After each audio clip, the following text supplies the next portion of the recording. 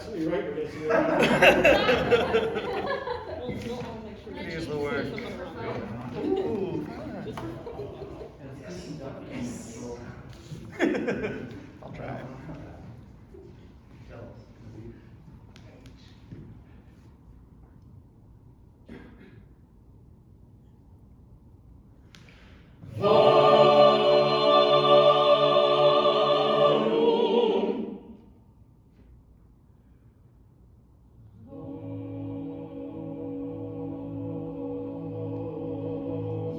Warum ist das Licht gegeben im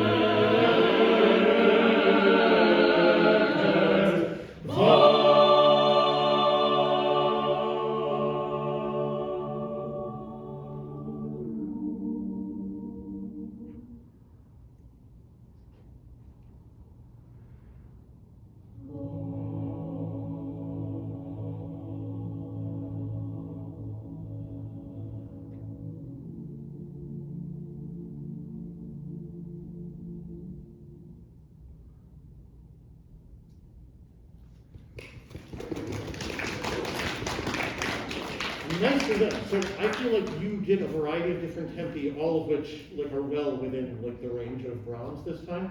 Did you feel like you lost anything, or you feel like you still have an interpretation? I still felt like I was able to have some of the like rubato and expressiveness that I wanted, but I also like the whole time in my head I was just like repeating like, don't slow down, don't slow down, don't slow down, don't slow down. So then a question for you guys, I don't know if you all remember last time, but at least for me, I find this middle section especially it's much more singable at this speed. Yes. It's very hard to like get through the phrases and do what like you wanted at the people that have been going at like the 60 like tempo. Right. So like I think there's another case other than just like that it's what Brahms wrote. Yeah. But are other people on that page too that it's easier to shape the phrases and keep your breath going? So that's another valid reason too. And so you've got that in your head, but I think there's a lot of music still available at this speed. And I'm sure it wasn't 80, but it was also at a tempo where we really could sing it. And that's fine. So like, you know, somewhere in that range. I think when you watch the tape, you can then have a sense of it. And then if that's your baseline, I think there's still room for rubato as long as we're generally getting back to that speed. Right. At the start of every phrase, instead of like once we slow down, we stay in that tempo, and then we slow down. And do you get what I mean? Like, cool. So that was one thing I was going to say. I don't know. I will let. Can you please do for us the soft Baron before just start there.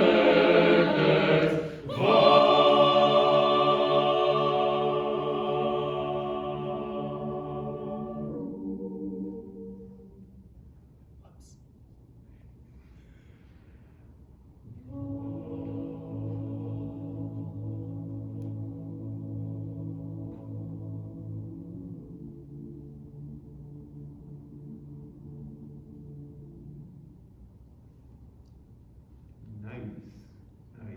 You did one thing that because before you just did something like a sectional because of intonation, and I thought, well, I would be interested to see what you do with something I saw this time, and I thought not everybody did it, which is you just showed keep going, and not everybody did it, and I was like, when you are in rehearsal, just interrupt immediately. Say like, guys, pitch, stuff like that. And that's number one. But I must say, lots of things that I felt improved. Can I ask a couple of questions? So just like, thought about it? Yeah. First thing what I noticed when I thought like, why on earth did you do the first piano Baron way longer than anything else that is there? At the beginning of the piece, part 3. If you look at it, it's way longer than anything, so why? Number 2, I always wanted to ask the question about part 31, 32 and 33. How big the hairpin gets? It's a question. Meaning, because we talked about the fact that Brahms in the next phrase he repeats verbatim a phrase twice. He does it twice. And why on earth does he do it twice? Well, because he wants it to be stronger the second time. Right. And there is again a crescendo and a decrescendo. Is the peak of both crescendi and the hairpin the same? No. No, the first one should be like mezzo, like between mezzo piano and mezzo forte. Perfect. Mezzo piano plus. Perfect. Can I put you there on the spot whether you want exactly the same at bars 60, 61, 62 as opposed as the last? That one I want to be mezzo piano minus. Minus. Yes. So not quite as big as the one earlier. Wonderful. You know, I'm not putting, but when you are conducting and you want, I hear you, you want it, and you're not getting exactly what you want. Mm-hmm. I always am famous for using the evil eye, meaning immediately like, excuse me. I just can't give it to everyone at once. I don't know. You'd be surprised. Exactly, you'll be surprised how much you can actually do. Yeah. By looking surprised, it's not about the evil eye. Okay. And the last thing, which is also for, because I said to Justin, the difference between piano and pianissimo is important. I know it's tempting, and I probably would do exactly what you are doing, but I'm still waiting for somebody to do varum and piano.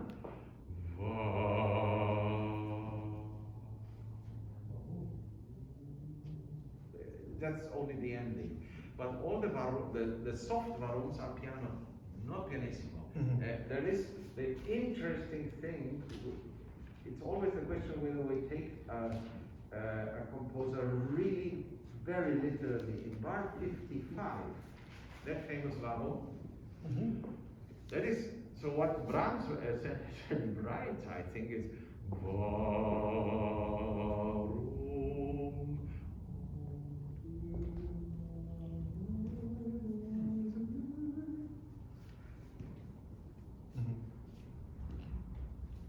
Yeah, that's an important point. If we are overly dramatic at the beginning, if our, like the first piano volume is really pianissimo, then we don't have room to make a real contrast at 55, or just the first time. That's true. There's actually a pianissimo in the piece. Right. Do you want to try that? And also, I mean, you did so many great things. Can you do bar 53 again? Yes. Is it 53? What Yeah. I want? No, it's not. 51? Yeah, the forte. The forte. Mhm. Can you not do the diminuendo that you did the first time because it's not there? Yes.